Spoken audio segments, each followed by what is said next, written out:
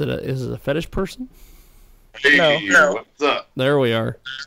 We're sitting here. We were waiting on to get a hold of you, and we were looking at a thing called Fetish Con that they're having in Florida here very soon, and it's something called Fetish Con. And I don't know. But apparently it's see, I just thought it was like whips, chains, all that other shenanigans. But according to Jay, apparently they do other weird things at Fetish Con, which I was not aware of. Apparently there's like vampires and all sorts of weird No. things. I said that I was just asking. Oh, you were just asking. Yes. I don't know. I guess it's who knows. The Who knows? fetish in the world. I just didn't know if they were gonna have it there. If they were gonna have it there, I might need to take some bodyguards. You know, my blood sucks. Apparently they have these vampires that go to these fetish things. I didn't know anything about this vampire stuff. I mean, I could kind of see with all the Twilight and crap like that.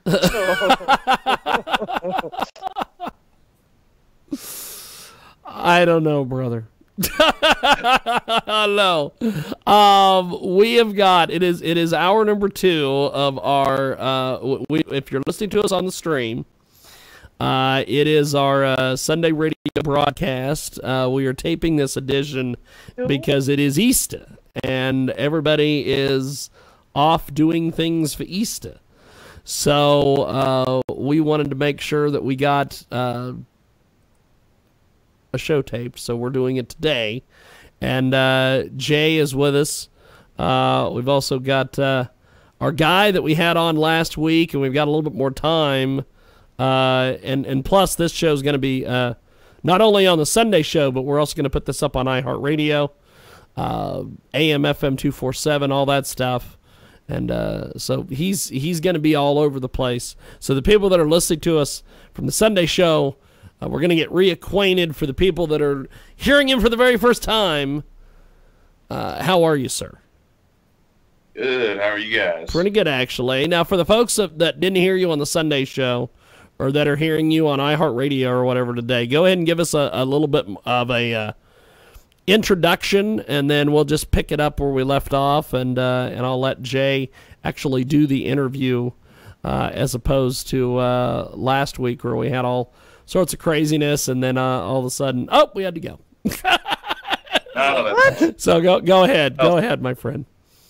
So my artist name is Mega the Psycho, and I just started making music like 2 years ago and just started putting out stuff by myself. I had a release on a label from New York, and I just started to do it myself. So I'm just out here promoting myself a little bit, and you can find me on SoundCloud and Spotify and just all the major ones. And it's just Mega the Psycho, and you just look for the eyes. And I make kind of a type of electronic music. It's kind of like house, but it's slower and it's a little bit darker. And so yeah, that's what I do. I recognize your voice. Let's see. We now give us a little bit more details on your music. Where did you come from as far as musically and stuff like that? I mean, as a kid, I listened to a lot of just like really fast techno stuff, like you might hear like an underground Euro rave or something like that. And my taste kind of got refined when a style of electronic music called like electro came out, and there was a lot of this. It kind of reminded me of like heavy metal, but in an electronic sense, and I kind of fell in love with it. And I listened to it for years, and I went to raves, and I went to the clubs, and danced my ass off. But recently, I just don't like where the popular sound has went, and so I kind of started teaching myself production, and ended up making up my own kind of sound that comes from that old electro sound, and that's where I'm at now. So I'm just trying to kind of bring it back to life, and I just didn't want to keep listening to this new sound that is popular in the electronic scene right now. So that's what I'm doing. I remembered listening to it, and I liked it, and I think yours was the one that sounded like it belonged in a movie. Yep, that's me. Yes. Yeah, I thought I recognized your voice. Yeah, it's like I send a lot of my stuff to this DJ in Vegas, and every time I hit her up, she's like, "That sounds like it should be in this movie or this movie," and then it's like she says, reminds her of Nine Inch Nails sometimes.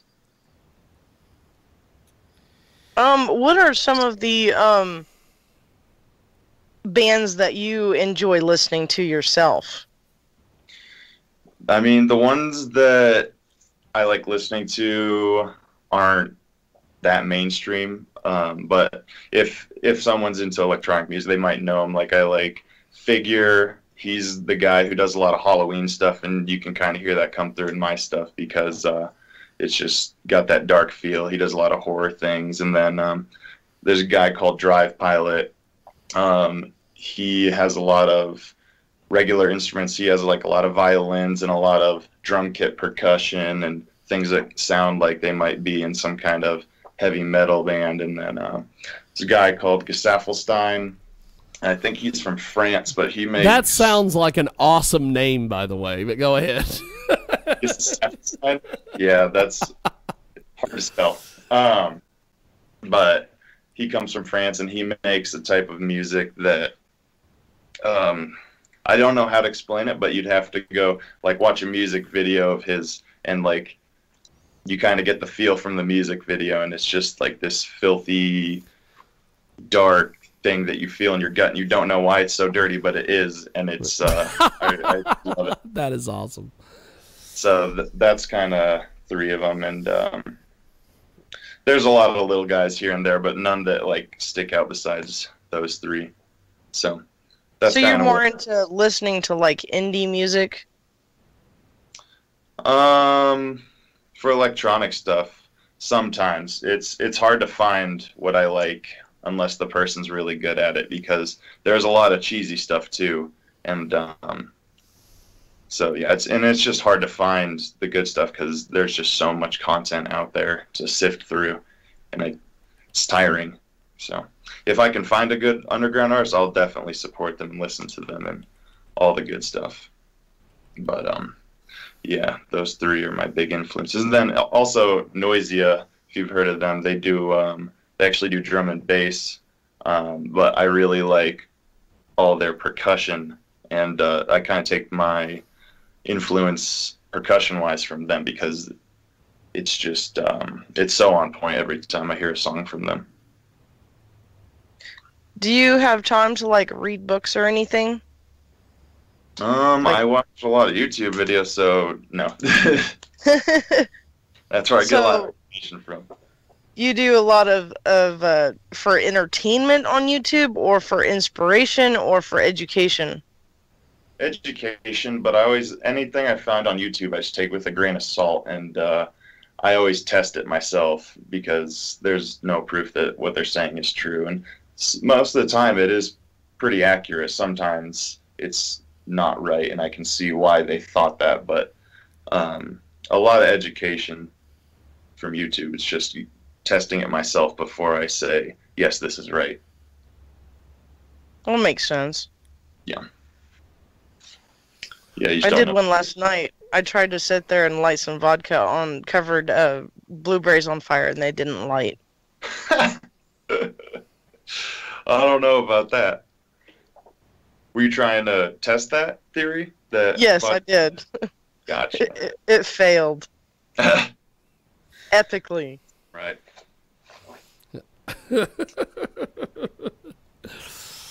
So Jay, you what do you mean it failed epically? It didn't light. It just snuffed it out like it was water. I'm like, what? It's supposed to be alcohol. It's supposed to, burn. We've got. Well, you can watch the video. I mean, I yes, sit there and I have to my husband. I have to find this I'm video like, now. I'm like, what am I supposed to do with these blueberries left over from making extract? Because they taste nasty and I can't cook them. He's like, so light them on fire. So I tried. I have to find this now. It's on my YouTube channel. Rum or something. I need more Hey, I don't know if I'm subscribed to your guest's YouTube channel. I was going to sit there and say, hey, subscribe to mine, but I can't subscribe to mine. I haven't subscribed to yours. You have a YouTube channel? Yep, it's just Mega the Psycho. And again, just look for those red eyes. That's... Oh, I remember those red eyes. It just kind of burns in your soul. Yeah, my friend did the main eye logo. He's an art student in Denver, and he's really good at Photoshop and 3D art and stuff, so he did those eyes for me. Yeah, I think he did a good job. Yeah, I really like him. Really impressed. Hey, there's your YouTube channel.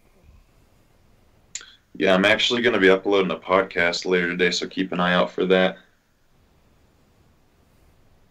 So besides music, what else are you involved in and everything?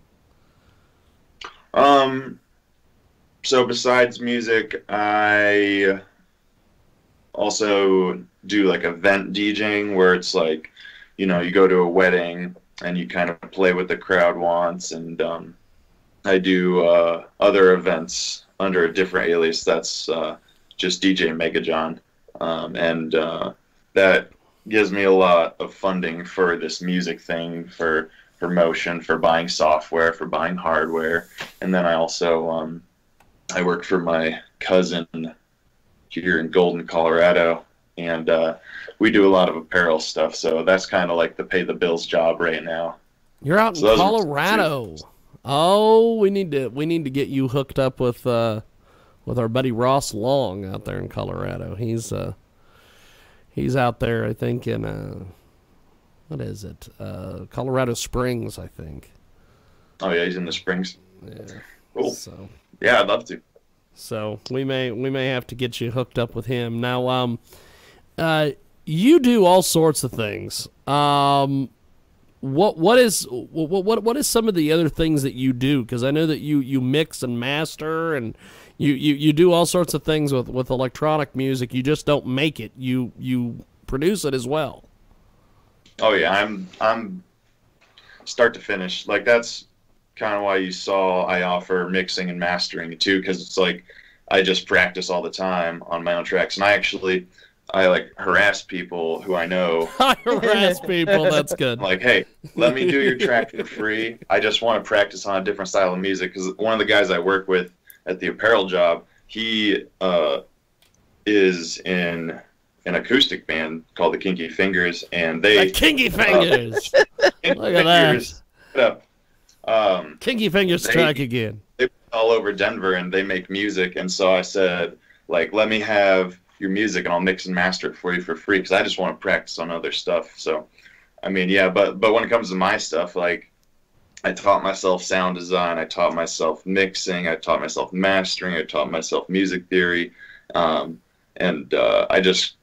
I really like the sound design aspect, because it gives me a really unique sound instead of buying a sample pack for $5 and then using pre-made samples. Like, I don't think that's very fun, and that's not why I got into this. So I'm basically just start to finish, mastering, distribution, marketing, just the whole thing right now. Okay, well, but besides that and everything with electronic music, what are some other musical styles you've worked with? So just my friend Taylor there, he gave me his tracks to master, and those are just kind of like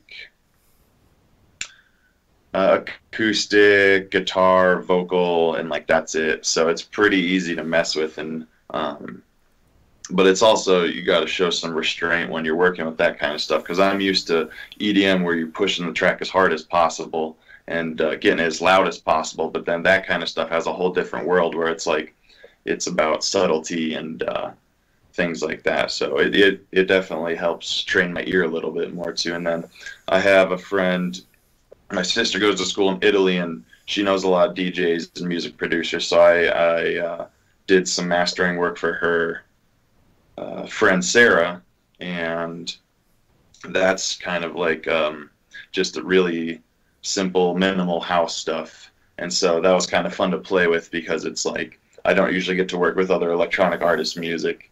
And then one of my bosses at work also makes music, and his sound is kind of like a industrial sound, a lot of reverb and metallic sounds, but he's also got guitars in there and drums and vocals. So I was able to mix and master that for him and do a couple tracks with him. So yeah, I'm all over at the music, and I don't just listen to electronic stuff. I also listen to like heavy metal and a little bit hip hop here and there. So yeah. Okay. Sweet. Well, Jay, do you have anything more? I'll let you just kind of do your thing. Well, let's see.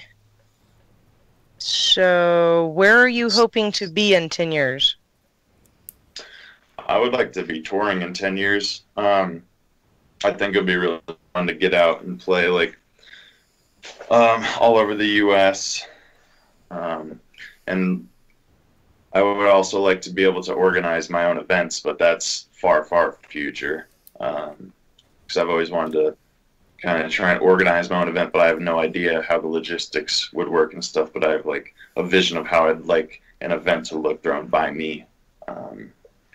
And so, yeah, in 10 years, I would definitely like to be touring. I would like to have a pretty solid network of producers and just fans in general, and just be pretty incorporated into the music scene, at least in the U.S., maybe even Europe, I don't know. So, are you wanting to leave behind the DJ business, or are you still wanting to hold on to that? Oh, the event DJ business? No, Yeah. I've actually been looking to hire someone and just basically be like, you market and you get the gigs and you use my gear and I'll give you most of the whatever the gig is. Because it's like I'm already in the hole buying all the gear. And I just didn't really think it was going to be what it is.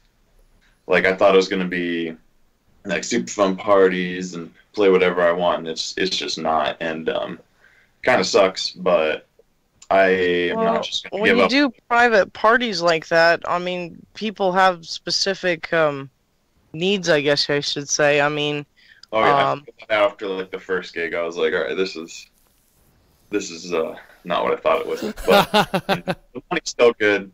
And like at my wedding, I had a DJ come in and he did like all the Fiddler on the Roof songs.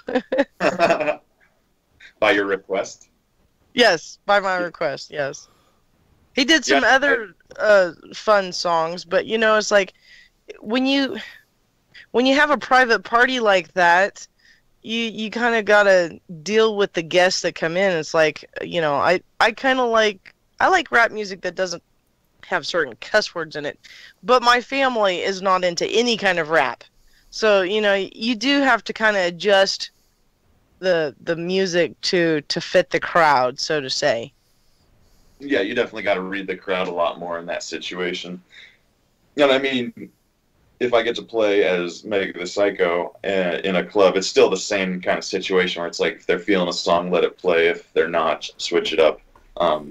But yeah, I'm not trying to give up on the whole event DJ thing. Like, I would just try and hire somebody. And that's kind of what I'm looking for right now. The song I listened to that you did, it kind of reminded me of my good old days when I'd sit there and take music that didn't have any words. And, like, I could, like, it's called self-interpretive dance, where you can't express what you want to say out loud to somebody, and so you just kind of act it out with your emotions and your dance moves.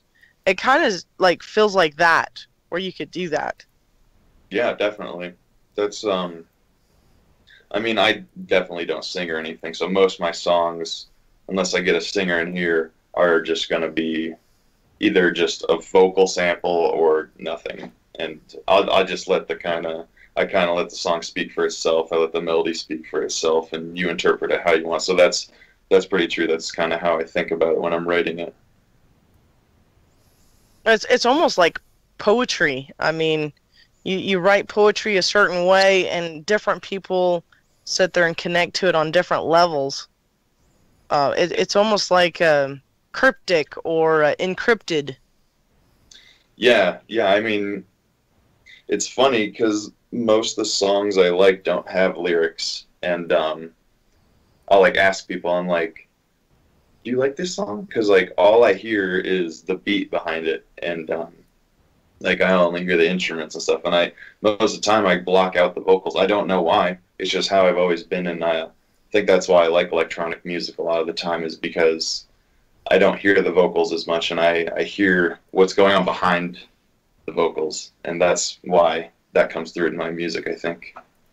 A lot of people tend to do that, especially teenagers. I mean, I remember sitting there and listening to music and just forgetting the words and just listening to the beat. And then I woke up one day, I was like, okay, why am I who I am? And then it hit me. Oh my goodness, I'm feeding my soul with the words, and it's like suggesting That's awesome. me to turn into like a slut because That's great. I'm listening to music that's women empowering, but it's teaching women to be sluts. I was like, so words are powerful. Yeah. It's teaching women to be sluts. Well, there's going to be certain people in our audience that are going to be like that, and there's a problem with that. But You want to be a better person than it is. Well, you know, where That's you want to awesome. be in 10 years is you know, don't sit there and say, I can't do something, so why should I try? You should be able to say, hey, I want to Well, live there a is better life. I that. want to better myself in 10 years. And then Yep. you start working towards goals. yes. Yep. Got to focus on the day-to-day tasks. Think about the big picture. It's hard to start out. It's a lot of rejection. Yes. Yes. You are Especially correct since- on that. You know, a lot of people, they hide their lives under a bushel, and they don't get to be who they want to be, and so then they kind of like put people down who are actually in the pursuit of happiness. And so it's much more than just, you know, I hate to say some people never grew up and grew out of that, but it's a type of jealousy. Yeah. Yeah, I agree. And then, you know, just everybody's not everybody's cup of tea. Hmm. You That's ain't what kidding makes about us that. unique. You ain't kidding about that. So, You know, it's so nice to be able to talk to Mega without being interrupted a half a dozen times. I know it's been fantastic today. We've been able to without Derek sitting there going, well, this ain't my kind of style of music, dog. Oh my Well, I know it's not, but It was fun.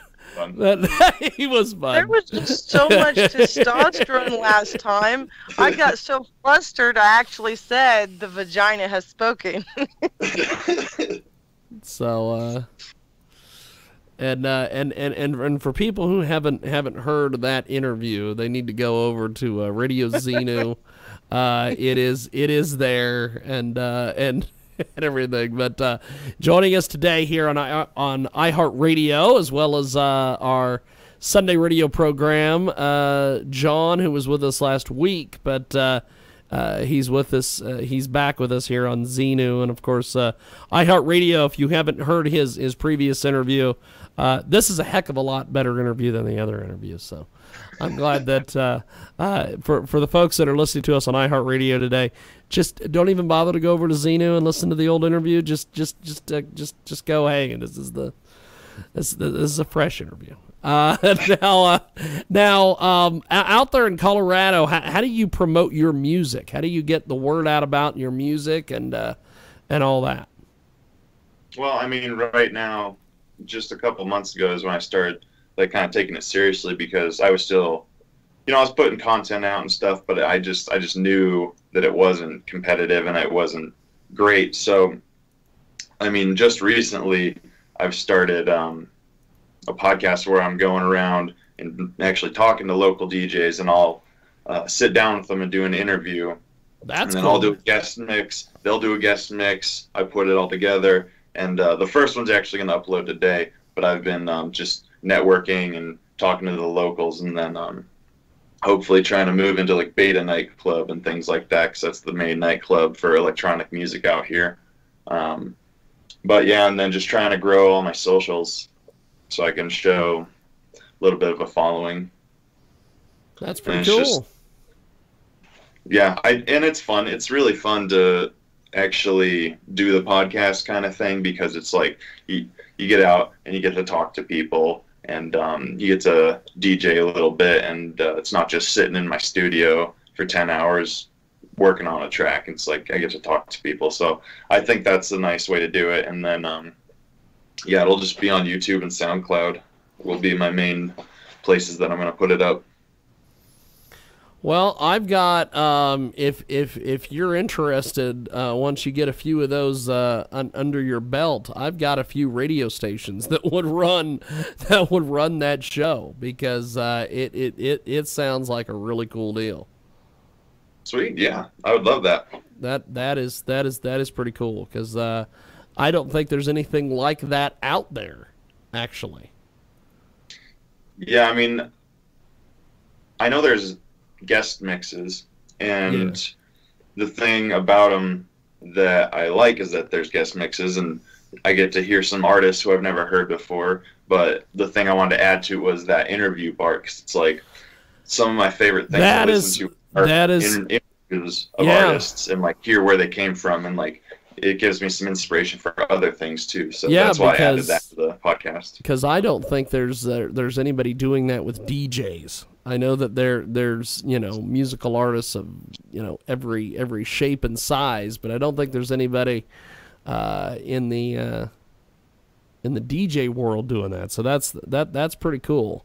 Well, as we wrap up here with you, my friend, how do we get a hold of you and find you and get a hold of this podcast and everything else? So the podcast is going to be going up on YouTube and SoundCloud. So YouTube just is Mega the Psycho, SoundCloud's Mega the Psycho. Everything's going to be put up on my website, so it'll be easy to find there. So that's just megathepsycho.com. And then, yeah, there's no special names for everything. It's all just Mega the Psycho, and you just got to look at the red That's eyes. good. And it's spelled correctly, Psycho. Yeah, no threes in there, no exclamation. none of the shenanigans. It's just great. Well, John, it was a great chance to catch up with you, and like I said, get in touch with me on that podcast idea, because like I said, I've got 2 or 3 stations that would probably take that immediately. So awesome. Yeah, I'll talk to you. All right, brother. Well, have yourself a wonderful, wonderful rest of the day, and keep us updated on everything, man. Nice talking to you. Nice talking to you guys. All right, brother. See you later. I appreciate Nice to meet you again. Yes. For the first time. For the first